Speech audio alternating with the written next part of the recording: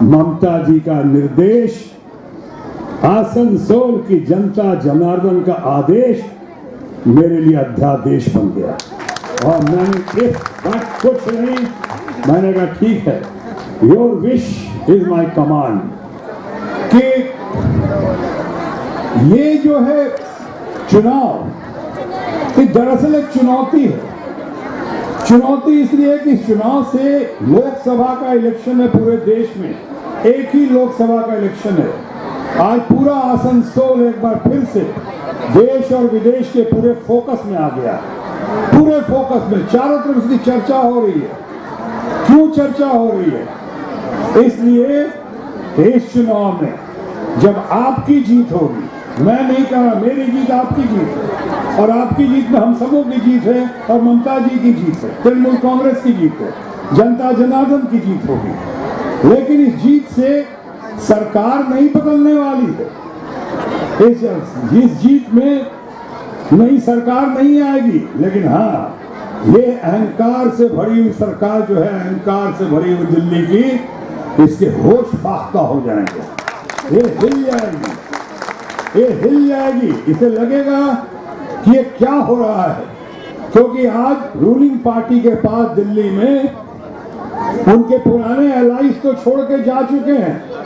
अब उनके पास कोई एलाइज बचा नहीं है, सिर्फ 3 एलाइज बचे हैं, ईडी, सीबीआई और इनकम टैक्स। यही 3 एलाइज के बल पर चल रहे हैं, धमकी देते हैं, परेशान करते हैं, ऐसा लोगों का मानना है। ये हरकतें उनकी बंद होंगी जब बुलंद आवाज ममता जी की और दबंग आवाज आपके शत्रुघ्न सिन्हा का सामने आएगा इस चुनाव के बाद, और आप जैसे लोगों का आशीर्वाद और सहयोग होगा तो हम ईंट से ईंट बजा सकते हैं और ये संदेश दे सकते हैं कि आबार এইসব চলবে না बाबा, এইসব চলবে না, অনেক হয়ে গেছে, इनफ इज इनफ। और आप कर सकते हैं। आप जरा मुझे देखो, आप कंट्रीब्यूट कर सकते हैं। आप मुझे देखो, अगर मैं घर बार व्यापार परिवार छोड़ के देश के कोने कोने में जहां जहां जा सकता हूं, समाज के लिए, प्रदेश के लिए, देश के लिए मैं अपना योगदान दे सकता हूं, तो आप तो मुझसे ज्यादा कर सकते हैं। इसलिए कि आपके अंदर ज्यादा जोश है, ज्यादा जवानी है।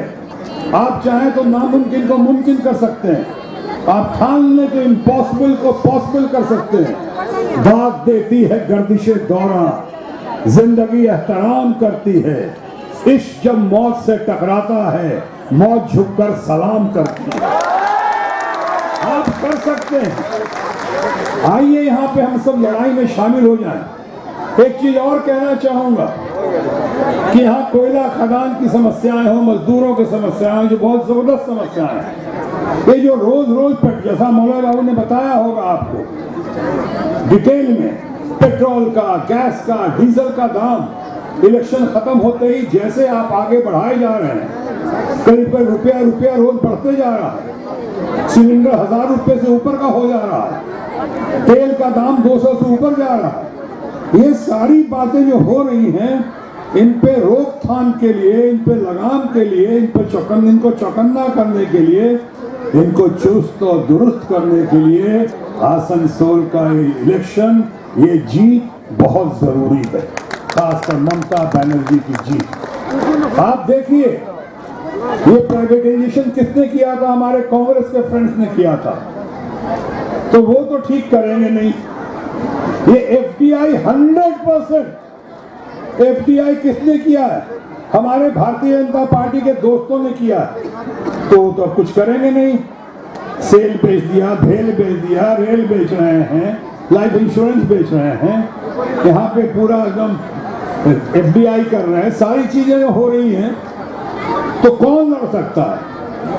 आसनसोल की जनता के साथ अगर सही मायने में कोई दिशा निर्देश देकर लड़ सकता है तो है ममता बनर्जी जी, और ममता बनर्जी के साथ तृणमूल कांग्रेस के साथ कोई कदम से कदम मिला के चल सकता है, बाआवाज़ बुलंद चल सकता है, तो आपका अपना भाई शत्रुघ्न सिन्हा। और मेरी फितरत है, मेरा आपने देखा है कैरेक्टर, पहले देखा है। मैं जानता हूं कि बंगाल के लोग और खासकर आसनसोल के लोग बहुत ही पॉलिटिकल माइंडेड है, बहुत समझ है उनको राजनीति की। तो आपको याद होगा कि जब मैं पार्टी में था, अचानक रातों रात जब नोटबंदी कर दी थी, अचानक रातों रात नोटबंदी कर दी, अहंकार में डूबे हुए लोगों ने, हमारे यंगर जनरेशन बर्बाद हो गया, बेरोजगारों की टीम बढ़ गई, हमारे किसान, हमारे रेहड़ी वाले, हमारे पटरी वाले, हमारे दुकानदार, छोटे छोटे बेचने वाले दुकानदार सब बर्बाद और तबाह हो गए। और सबसे ज्यादा तबाह परेशानी हुई तो हमारे अपने घर की महिलाओं को, हमारी माताओं को, हमारी बहनों को, जो सालों साल पति से और पिता से छुपाकर मगर अच्छी नीयत से उन्हीं की दवा दारू के लिए, उन्हीं की शादी ब्याह के लिए, उन्हीं की बीमारी के इलाज के लिए जो पैसे छुपा छुपा के तकिया के नीचे रखे थे या अलमीरा के पीछे रखे थे, अचानक रातों रात सारे पैसे हवा हवाई हो गए। उन औरतों की कितनी आह लगी होगी, कैसा हुआ होगा आप खुद सोच सकते हैं। पूरे देश में सबसे ज्यादा किसी ने आवाज बुलंद की थी उसके खिलाफ, नोटबंदी के, जिससे हमारी लड़ाई शुरू हुई थी ज्यादा, तो मैंने आवाज शुरू की थी, मैंने आवाज बुलंद की थी, आपको पता होगा।